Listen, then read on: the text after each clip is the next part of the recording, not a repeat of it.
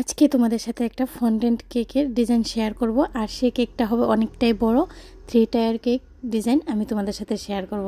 তো ভিডিওটাকে স্কিপ না করে দেখতে থাকো, অবশ্যই বুঝতে পারবে আমি ডিজাইনগুলো কিভাবে করেছি। আমি প্রথমে কেকের মধ্যে ভালো করে ক্রিমটাকে লাগিয়ে নেব। স্পঞ্জগুলোকে ক্রিমের সাথে সেট করার যে ভিডিওটা আছে আমি এখানে স্কিপ করে গেছি, কারণ ভিডিওটা অনেকটাই লম্বা হয়ে যাবে। তাই আমার অন্য অনেক ভিডিওতে সেই ক্লিপটা আছে, তোমরা চাইলে গিয়ে দেখে আসতে পারো। আর যদি মনে হয় যে পরে দেখবে, তাহলে অবশ্যই আমি নেক্সট টাইম যে কোনো একটা কেকের মধ্যে পুরোটা আমি ভিডিও অ্যাড করে দেব। আমি সুগার সিরাপ দিয়ে সোক করে নিয়েছিলাম, তারপর ক্রিম ও কেকের লেয়ারগুলো একসাথে অ্যাড করে দিয়েছিলাম। আর কিছুক্ষণ আমি ক্রাম কোটিং করে ফ্রিজে রেখে দিয়েছি। সবাই জানো যে ক্রাম কোটিং করে ফ্রিজে রাখাটা খুব দরকার, কারণ আমরা যখন কেকটাকে ক্রিম দিয়ে সেট করি তখন কেকটা এতটাই নরম থাকে যে ফিনিশিংটা যদি তখন দেওয়া হয় তাহলে দেখতে একদম ভালো লাগবে না, আর ফিনিশিংটাও সুন্দর হবে না। পরে ফ্রিজে রেখে রেস্টিংয়ের জন্য রেখে দিয়ে পরে যদি ফিনিশিংটা দেওয়া হয় তাহলে কেকটা একটু টাইট হয়ে যায়, তারপর ফিনিশিংটা দিলে ফিনিশিংটা অনেকটাই সুন্দর হয়। তা আমি দেখো এবার কেকের মধ্যে ক্রিমটাকে ভালো করে লাগিয়ে নিয়েছি। আর ক্রিমের সাথে আমি যে কালারগুলো অ্যাড করেছি, এখানে আমি স্কাই কালার অ্যাড করেছি আর এক ফোঁটা গ্রিন কালার অ্যাড করেছি, তাহলে যে কালারটা এসেছে সেটা এসে যাবে। তো আমি ভালো করে ক্রিমটাকে লাগিয়ে এখন ফিনিশিংটা দিয়ে দিচ্ছি। ফিনিশিংটা ভালো করে দেওয়া অনেকটাই দরকার, তা না হলে কেকের ডিজাইনটা দেখতে একদম ভালো লাগে না। আমিও ফিনিশিংটা প্রথম একদম বাজে আসতো, এখন মোটামুটি ভালো আসে। সেই রকম ভালো আসে না, কিন্তু তবুও মোটামুটি ভালো আসে। ফিনিশিংটা ভালো করে না দিলে কেকের ডিজাইনটা দেখতে একদম ভালো লাগে না। তা এখন আমার ফিনিশিংটা দেওয়া প্রায় কমপ্লিট হয়ে গেছে। এই কেকটা ছিল 2 কেজি ওজনের কেক, নিচে আমি 2 কেজি ওজন দিয়েছি। তারপর আমি উপরের কেকটা আরেকটু ছোটো দেব, যেহেতু 2 টায়ার হবে তার উপরে কেকটা আমি আরেকটু ছোটো দেব। তো এখন আমি দেখো সেমভাবেই যেহেতু আমি ক্রিমটাকে লাগাচ্ছি কেকের মধ্যে, তাই আমি স্পিডটাকে একটু বাড়িয়ে দিয়েছি, কারণ ভিডিওটা তা না হলে অনেকটাই লম্বা হয়ে যায়। তা আমি মিডলের যে স্টেপটা আছে এই স্টেপটার মধ্যে আমি পিঙ্ক কালার দিয়ে ফিনিশিংটা দেব। তো কেকের সাথে আমি হালকা পিঙ্ক কালার অ্যাড করে নিয়েছি, 1 ফোঁটা পিঙ্ক কালার অ্যাড করে নিয়েছি, তারপর আমি ফিনিশিংটা দিয়ে দিচ্ছি। আর যদি কালারটা আরও বেশি ঘন হতো, গাঢ় হতো, তাহলে আমি হোয়াইট ক্রিম দিয়ে প্রথমে কেকের মধ্যে ভালো করে ফিনিশিংটা নিয়ে আসতাম, তারপর আমি পিঙ্ক কালার ক্রিম দিয়ে পুরোটা কেক পিঙ্ক করে দিতাম। এখন দেখো আমি মিডলের স্টেপটা বসিয়ে দিয়েছি, আর উপরে যে স্টেপটা আছে ওই স্টেপটা আর আমি ফিনিশিং করাটা তোমাদের সাথে শেয়ার করে নিই। আমি ফিনিশিং করে নিয়েছি। তো এখন উপরের স্টেপটাও আমি ব্যালেট নাইফের সাহায্যে বসিয়ে দিয়েছি। দেখো খুব সুন্দর করে বসানো হয়ে গেছে। আর এগুলোর মধ্যে আমি এখন ফন্ডেন্ট দিয়ে একটু কাজ করব। ওই ক্লিপটা আমার নেওয়া হয়নি, স্কিপ হয়ে গেছে। তো তোমরা চাইলে এই ক্ষেত্রে এই জায়গাতে ফন্ডেন্ট দিয়ে কাজটা করতেও পারো, আবার না চাইলে এভাবে রেখেও ডিজাইনটা করতে পারো। তো দেখো আমি ফন্ডেন্ট দিয়ে একটু কাজ করেছিলাম, ওই ক্লিপটা আমার নেওয়া হয়নি, ভিডিওটা হয়নি। তো ওই ক্লিপটা আমার কাছে ছিল না, তাই আমি শেয়ার করতে পারিনি, তার জন্য অনেকটাই দুঃখিত। আর ফন্ডেন্টের যে কাজগুলো আছে ওই কাজগুলো যদি তোমরা দেখতে চাও তাহলে অবশ্যই আমাকে কমেন্টসে জানাবে, আমি অবশ্যই তোমাদের জন্য ভিডিওগুলো নিয়ে আসবো। আর এই ফন্ডেন্টটাকে আমি কালার অ্যাড করে নিয়েছি, অবশ্যই ফন্ডেন্টের সাথে জেল কালার অ্যাড করবে। লিকুইড কালার অ্যাড করলে ফন্ডেন্টটা খারাপ হয়ে যাবে, অনেকেই আছো সেটা জানো, আর যারা জানো না তাদের জন্য আমি বলে দিলাম যে ফন্ডেন্টের সাথে কোনোদিনও লিকুইড কালার যায় না, জেল কালার যায়। তো আমি প্রত্যেকটা কালার আমি বানিয়ে নিয়েছি, আর ক্রিমটাকে স্মুথ করে শেপগুলো আমি দিয়ে দিয়েছি। এখন আমি জাস্ট লাগিয়ে দেব কেকের মধ্যে। আর ব্রাউন কালারটা বানানোর জন্য আমি এখানে একটু ব্রাউন কালারের সাথে ব্ল্যাক জেল কালার ইউজ করেছি, কারণ এখানের ব্রাউন কালারটা একটু অন্যরকম ছিল, তাই একটু ব্ল্যাক কালারটা ইউজ করার ফলে কালারটা এসে গেছে। আর বাকি যে ফন্ডেন্টের কাজগুলো আছে রাউন্ড শেপের অনেকগুলো কালারফুল কাজ আছে, তোমরা দেখতে পারবে। আমি সবগুলো শেপ অনুসারে কেটে নিয়েছি।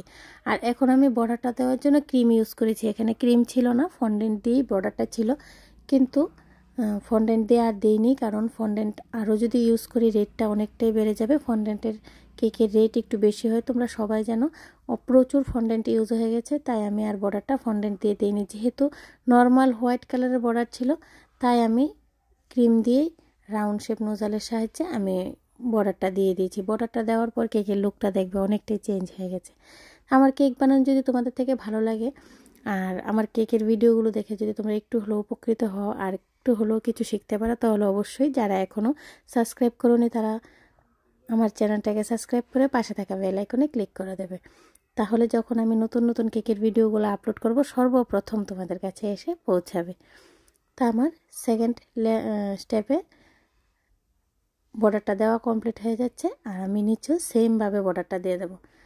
নিজেই বুঝতে পারবে বর্ডারটা দেওয়ার পর কেকের লুকটা অনেকটাই চেঞ্জ হয়ে যায়।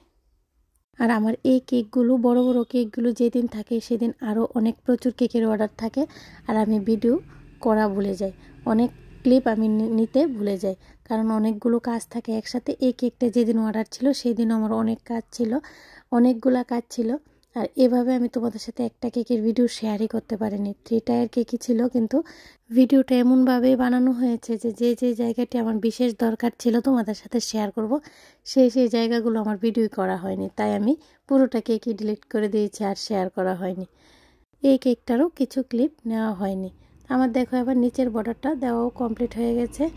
নিচের বর্ডারটা দেওয়ার পর কেকের লুকটা দেখো অনেকটাই চেঞ্জ হয়ে গেছে।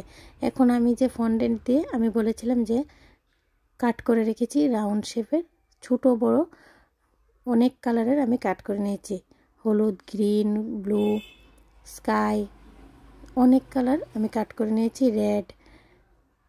আমি এগুলোকে লাগিয়ে দেবো। এগুলো লাগানোর পর দেখবে কেকের লুকটা অনেকটাই চেঞ্জ হয়ে গেছে। আর ফন্ডেন্টের ডিজাইনগুলো যদি তোমরা দেখতে চাও তাহলে অবশ্যই আমাকে কমেন্টসে জানাবে। আশা করি এগুলো তো একদম সিম্পল ডিজাইন, যে কোনো রাউন্ড শেপ কাটার দিয়ে কাট করে নিতে পারবে, নোজেল দিয়েও কাট করে নিতে পারবে। রাউন্ড শেপ থাকে প্রত্যেকটা নোজেল, তো নোজেল দিয়েও এগুলো কাট করে নিতে পারবে। ছোটো বড়ো সাইজের নিয়ে নেবে আর নোজেল দিয়ে কাট করে নেবে, আর বাকিগুলো কাটার দিয়ে কাট করে নেবে। এগুলো তো একদম সিম্পল। আর যদি তোমরা মনে করো তবুও তোমাদের অসুবিধা থাকে অবশ্যই আমাকে কমেন্টসে জানাবে, আমি নেক্সট টাইম অবশ্যই নিয়ে আসবো শুধু ফন্ডেন্টের কাজগুলো। ফন্ডেন্ট দিয়ে বানানো কি তোমরা দেখতে চাও অবশ্যই আমাকে কিন্তু কমেন্টসে জানাবে যারা দেখতে চাও। আর আমি এগুলো যে ফন্ডেন্টের উপর লাগিয়েছি, যেহেতু এখন একটু ঠান্ডা, তাহলে এগুলো পরে যাবে, লাগবে না ভালো করে, তাই এখানে এডিবল গাম পাওয়া যায়। কেকের দোকানে বললেই তোমাদেরকে দিয়ে দেবে কেক বানানোর জন্য। তো আমি এগুলোকে ব্রাশের সাহায্যে ভালো করে লাগিয়ে নিচ্ছি।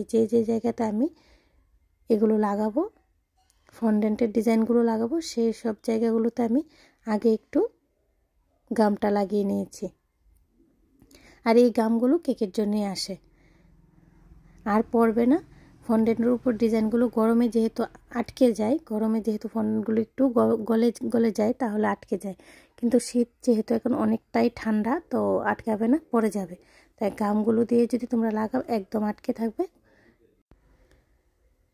তো এগুলো একটু সময় নিয়ে লাগিয়ে নিতে হয়, একটু সময় নেয় এগুলো লাগাতে। ভালো করে আমি সব দিকে লাগিয়ে দেব। ডিজাইনটা এই কেকটা আমি বার্থডে ওকেশনের জন্য বানিয়েছিলাম, আর ডিজাইনটা আমাকে দেওয়া ছিল, তো আমি একটু চেঞ্জ করে দিয়েছি, কারণ অনেকগুলো আমি বুঝতে পারিনি ডিজাইনটা যেখান থেকে নিয়েছে, পিকচারটা একদম ক্লিয়ার ছিল না। আমি যেগুলো বুঝতে পেরেছি আমি সবগুলো দিয়ে দিয়েছি, আর যেগুলো বুঝতে পারিনি আমি সেগুলোকে চেঞ্জ করে দিয়েছি। তো আমাকে বলেছে অনেকটাই সুন্দর হয়েছে। চেঞ্জ করার ফলে তারাও বুঝতে পারে না যে ডিজাইনটা কী, এই জায়গাতে কী আছে, কেউই বুঝতে পারবে না, কারণ পিকচারটা অনেকটাই ঝাপসানো ছিল, বোঝা যায় না। আর যেগুলো সিম্পল ডিজাইন ছিল সেগুলো তো বোঝা যায়, তো আমি সেগুলো দিয়ে দিয়েছি। আর সবগুলো কালার আমি একটু লাইট করে দিয়েছি, কারণ দেখতে অনেকটাই ভালো লাগবে। তো এখন আমি আরেকটু ডিজাইন বাকি ছিল, আমি সেই জায়গাটাও বানিয়ে দিচ্ছি। বানানো হয়ে গেলে আমি এই জায়গাতে আমি বল দিয়ে দিয়েছি আর্টিফিশিয়াল, এগুলো আমি বাজার থেকে কিনে এনেছি। এই জায়গাতে কি ছিল আমি বুঝতে পারিনি, তাই আমি এখানে বল লাগিয়ে দিয়েছি। যে জায়গাতে মনে করো বল আছে সেই সব জায়গাগুলোতে আমি বুঝতেই পারিনি কি ছিল। উপরে কিছুই ছিল না, তবুও উপরে আমি কিছু বল লাগিয়ে দিলাম, কারণ ডিজাইনটা দেখতে অনেকটাই সুন্দর লাগবে, তাই উপরের জায়গাতে আমি একটু বল আর স্টার লাগিয়ে দিয়েছি। সেম সাইডেও আমি কিছু গোল্ডেন স্টার লাগিয়ে দিয়েছি। আর এই স্টারগুলো আমি ডিজাইনের জন্যই কিনে নিয়ে এসেছি, বাড়িতে স্টারগুলো বানাইনি। আর এখন আমি গোল্ডেন ডাস্ট ইউজ করব, আর এই ডাস্টটা আমি গুলে নিয়েছি। সয়াবিন অয়েল বা ভেজিটেবল অয়েল দিয়ে গুলে নিতে পারবে, যে অয়েলগুলোতে ফ্লেভার থাকে না।